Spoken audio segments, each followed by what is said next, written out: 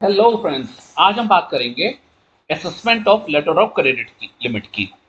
कोई कस्टमर हमारे पास आता है और वो कहता है एलसी की लिमिट उसे सैंक्शन करवानी है बायर पॉइंट ऑफ व्यू से, यानी कि वो बायर है, उसका जो सप्लायर है वो कहीं बाहर बैठा हुआ है, किसी और कंट्री में हो सकता है, किसी और स्टेट में हो सकता है विद इन द कंट्री, और वो एलसी की लिमिट आपसे सैंक्शन करवाना चाहता है, यानी कि वो समय समय पर आपसे एलसी ओपन करवाएगा अपने सप्लायर्स के फेवर में। क्या करेंगे, ये एक्सेल शीट आपको, इसमें कुछ बेसिक आपने इनपुट्स डालने हैं और एक्सेल शीट आपको कैलकुलेट करके देगी कि उसे आप कितनी एलसी लिमिट सैंक्शन कर सकते हैं, यानी कितनी एलसी लिमिट के लिए वो एलिजिबल है। चलिए शुरू करते हैं। सबसे पहले हम उसको पूछेंगे कि पूरे फाइनेंशियल ईयर में, यहां हम जिस एलसी की बात कर रहे हैं, एलसी लिमिट की बात कर रहे हैं, वो हम बात कर रहे हैं for purchase of raw material या परचेज ऑफ स्टॉक या इन्वेंट्री जिसे हम कहते हैं। यहां हम कैपिटल गुड्स की एलसी की बात नहीं कर रहे हैं। चलिए, सबसे पहले हम उससे पूछेंगे कि वो पूरे साल में परचेजेस कितनी करेगा, ओवरऑल परचेजेस कितनी होंगी उसकी। मान लीजिए वो ये कहता है कि फाइनेंशियल ईयर 22-23 में जो उसकी परचेजेस होंगी, जैसा मैंने यहाँ लिखा है 22-23, और यहाँ मैंने लिखा है 22-23 के लिए इनलैंड एलसी की भी लिमिट हम एसेस करेंगे और फॉरेन एलसी की भी करेंगे। लाइकवाइज 23-24 के लिए भी हम दोनों ही लिमिट्स को एसेस करेंगे।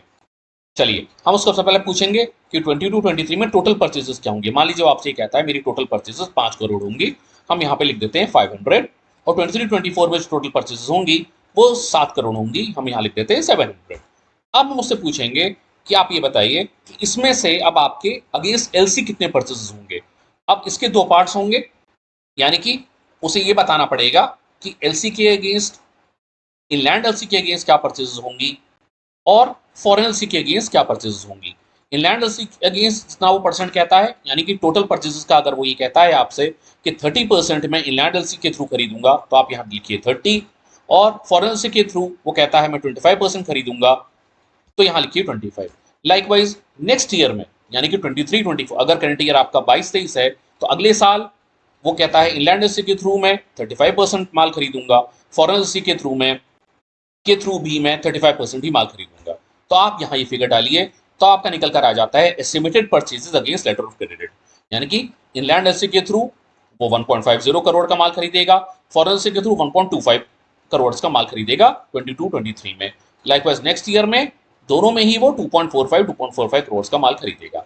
अब हम आ जाते हैं लीड टाइम पर। लीड टाइम किसे कहते हैं? एलसी खुलने से लेकर बायर के पास माल आने तक का जो पीरियड होता है उसे लीड टाइम कहा जाता है। मान लीजिए वो कहता है इनलैंड एलसी में लगभग 15 दिन का टाइम लगता है माल आने में, तो 15 दिन हो गया लीड टाइम। फॉरेन एलसी में वो कहता है जी 30 डेज का टाइम लगता है, तो ये हो गया 30 डेज। लाइकवाइज नेक्स्ट ईयर में भी इनलैंड एलसी के लिए 15 डेज का लीड टाइम, फॉरेन एलसी के लिए 30 डेज का लीड टाइम होगा। अब हम आ जाते हैं यूजांस पीरियड पे। यूजांस पीरियड किसे कहा जाता है? अगर सप्लायर और बायर के बीच में तय हुआ है कि सप्लायर बायर को 90 दिन का या 45 दिन का क्रेडिट देने के लिए तैयार है, तो उसे कहा जाता है यूजांस एलसी। और उस केस में हम यहाँ यूजांस पीरियड डालेंगे जितना भी यूजांस एलसी के अंदर अलाउड होगा।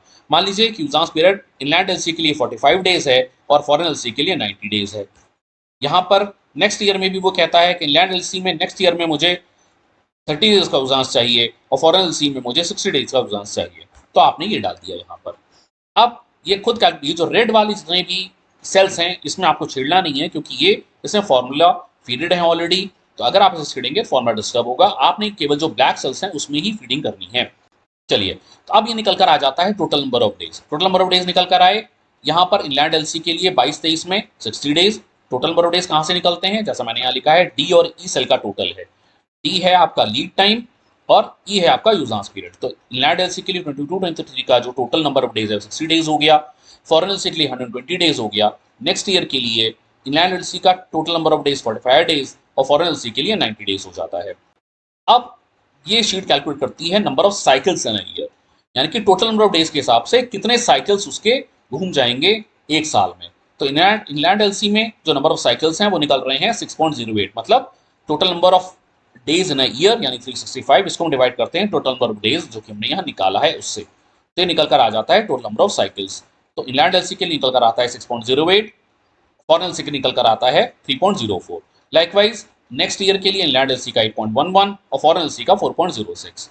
तो इस तरह से अब निकल कर आती है उसकी एलसी की रिक्वायरमेंट। एलसी की रिक्वायरमेंट कैसे निकलती है? जो होता है आपका estimated purchase against letter of credit, उसको डिवाइड किया जाता है number of cycles in a year से। तो total number of estimated purchases against inland LC जो था वो 1.5 करोड़ रुपए था। नंबर ऑफ साइकिल्स निकल कर आया 6.08। इसको डिवाइड किया जाता है तो फिगर आपकी लगभग निकल कर आती है 24.66, यानी कि फाइनेंशियल ईयर 22-23 में इनलैंड एलसी की जो उसको लिमिट की रिक्वायरमेंट है वो अराउंड 24.66 लाख या 25 लाख के आसपास है। लाइकवाइज फॉरेन एलसी के लिए जो उसकी रिक्वायरमेंट है वो निकल कर आ रही है 41.10। नेक्स्ट ईयर में इनलैंड एलसी की रिक्वायरमेंट आ रही है 30 लाख लगभग, फॉरेन एलसी की रिक्वायरमेंट आ रही है 60 लाख। अब आपको ये डिसाइड करना है कि आप उसको कितनी एलसी की लिमिट देना चाहते हैं। रिक्वायरमेंट तो उसकी निकल कर आ गई। अगर आप मैक्सिमम फाइनेंस करना चाहते हैं तो आप यहाँ एलसी लिमिट को राउंड फिगर में 25 लाख दे सकते हैं। यहाँ पर फॉरेन एलसी को आप 41 लाख दे सकते हैं। यहाँ पर आप इनलैंड एलसी को 30 लाख दे सकते हैं। यहाँ पर फॉरेन एलसी को 60 लाख दे सकते हैं। तो इस तरह से आपकी जो एलसी की लिमिट टोटल निकल कर आई, यानी कि इनलैंड और फॉरेन मिलाकर जो निकल कर आई, वो 22-23 के लिए 66 लाख और 23-24 के लिए 90 लाख निकल कर आई है। जुजांस पीरियड आपका जो है वो मैक्सिमम जो जुजांस पीरियड है वो 90 डेज का है फॉरेन एलसी के लिए, और मैक्सिमम जुजांस पीरियड जो लैंड एलसी के लिए है वो 45 डेज का है। तो इस तरह से इस एक्सेल शीट को यूज करके आप एलसी लिमिट का डीपी और डीए दोनों ही बेसिस पर असेसमेंट कर सकते हैं। अब मान लीजिए डीपीएलसी की बात करते हैं। डीपीएलसी का मतलब कब होगी? जब यूजांस पीरियड कुछ भी नहीं होगा। इसी एलसी में अगर हम डीपी को यूजांस पीरियड को 0 मान लें तो हम यहाँ ये जो हमारा जो सेल है नाइन्थ वाला जो पूरा का पूरा रो है, इसमें हम ये जो पीरियड है यूजांस पीरियड जो है इसको हम 0 कर देते हैं हर सेल में। ये जैसे ही आप यहाँ 0 करेंगे तो जो एलसी लिमिट की रिक्वायरमेंट आपकी इंग्लैंड की यहाँ पर 24.66 लाख निकल कर आई थी। अब देखिए क्या होगा, जैसे ही हम इसको 0 करते हैं तो ये घटकर एलसी रिक्वायरमेंट निकल कर आ जाती है 6.16 लाख।